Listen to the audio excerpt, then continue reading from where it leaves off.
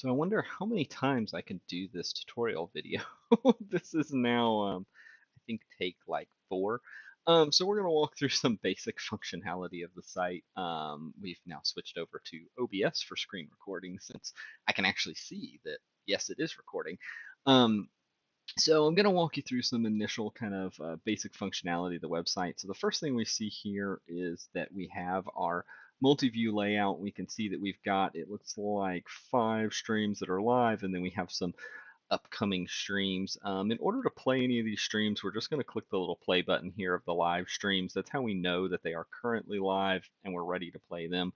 We do have to specifically click that play button. That's just to make sure that the YouTube view count does come up there and actually hit properly.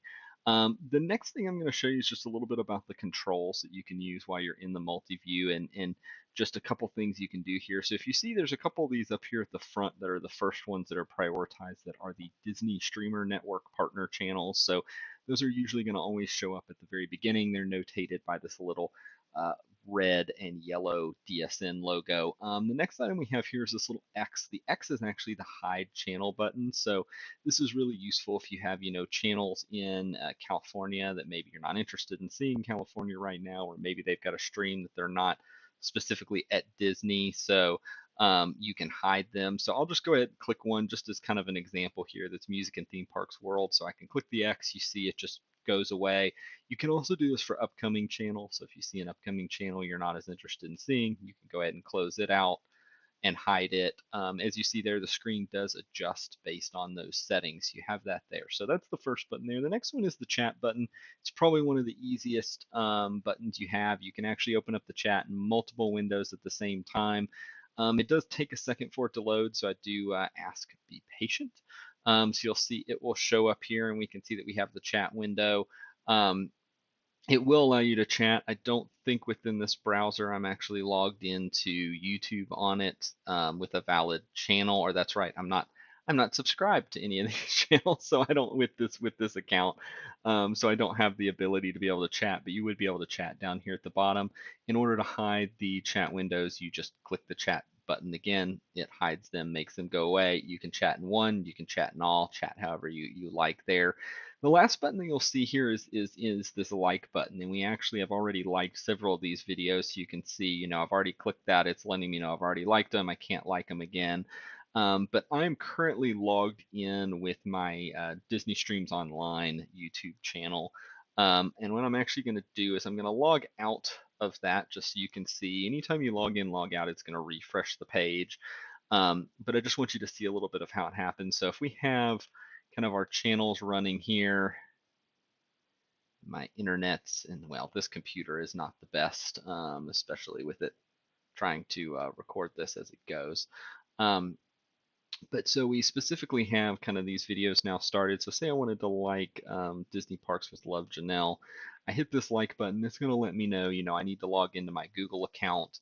It's going to pop up just kind of a standard Google login window where you would put your credentials in if you weren't logged in. This is all through Google authorization, so you know it's secure here. I can select specifically the account.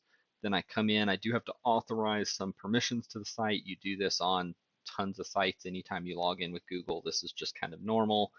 It will refresh. Anytime, again, you log in, log out, it's going to do a full hard refresh. That's just to make sure that the cache is up to date. So we'll give it another second here to load. I'm not going to start the videos.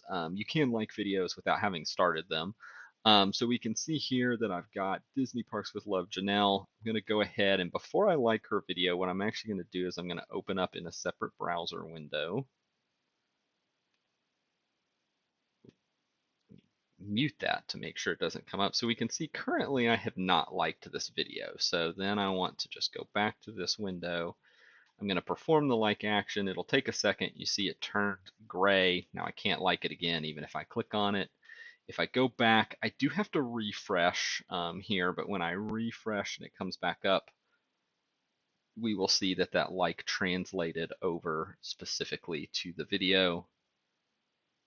If it loads again, there we go. So we saw it comes up and it shows that I've liked that video. So it's really nice to be able to just kind of quickly like everybody's stream. There is a pop-up reminder notification. If you have not liked the stream, it's going to kind of nag you and say, hey, go like the stream or hit the button right here.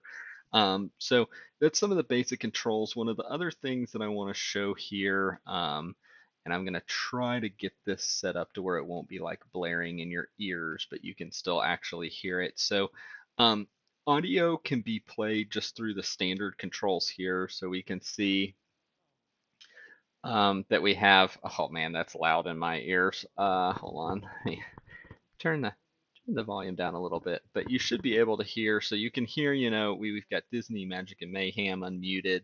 The nice thing is it's only going to have one video muted at a time. So if I come over here to Daily Fast Pass, I specifically click on that. Now it's going to show and play the specific audio through there. So it kind of makes sure that you don't kind of overpower yourself from that perspective, and making sure you don't end up with a whole bunch of unmuted videos. So that's really kind of the basic overview, basic controls. So that's what we'll specifically have for now. I'll go through a little bit more detail of this side panel, some of the controls, as well as the advanced settings in the next video.